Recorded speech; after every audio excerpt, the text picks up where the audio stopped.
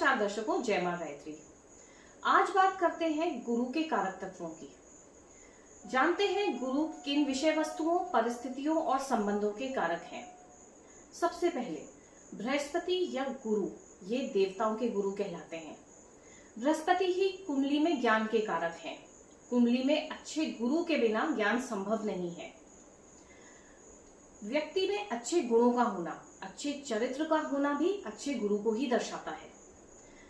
मंत्री पद पर होना, पुत्र संतान का होना, यह भी गुरु के अधिकार क्षेत्र में ही आते हैं। आचार्य पद को प्राप्त होना अर्थात पढ़ाना, लिखाना, दीक्षा देना, आत्मा के उच्चतम स्तर पर पहुंचना भी गुरु के अधिकार क्षेत्र में ही आता है। इसके अलावा तपस्या, यज्ञ और यज्ञ करने का तरीका, आप यज्ञ किस प्रकार करते हैं, यह भी गुरु के अधिकार क्षेत्र में आता है। वेदों का ज्ञान, वेदों के अर्थ को यथार्थ समझ पाना या फिर अच्छी स्मृति का ज्ञान होना, यह भी गुरु के कारक तत्वों में ही आता है। मृत्यु उपरांत सद्गति, देवताओं और ब्राह्मणों में श्रद्धा और भक्ति का भाव भी अच्छे गुरु को ही दर्शाता है। विद्या रूपी धन का होना, आत्मा पर नियंत्रण होना, कहने का तात्पर्य यह है आपकी इंद्रियों पर कितना नियंत्रण है, यह भी आपकी कुंडली के अच्छे गुरु दर्शाते हैं।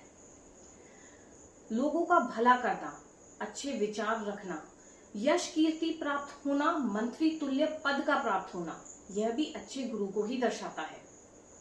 स्त्रियों की अगर कुंडली हो तो स्त्रियों की कुंडली में पति का कारक भी गुरु ही है।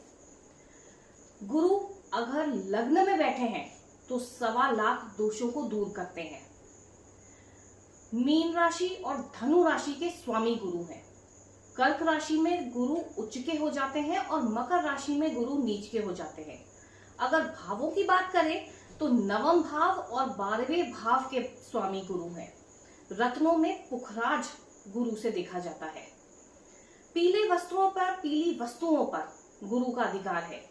खाद्य सामग्री में पीली चीजें जैसे चने की दाल, हल्दी, इन पर गुरु का अधिकार है। केसर, चंदन और सोना, इन पर भी गुरु का ही अधिकार है। अगर कुंडली में बड़े भाई का विचार किया जाए तो कुंडली के गुरु को ही देखा जाता है। इसके अलावा गुरु चंद्रमा, मंगल और सूर्य के साथ मैत्री भाव रखते हैं। शनि के साथ ये समभाव रखते हैं और बुध और शुक्र के साथ ये शत्रु भाव रखते हैं।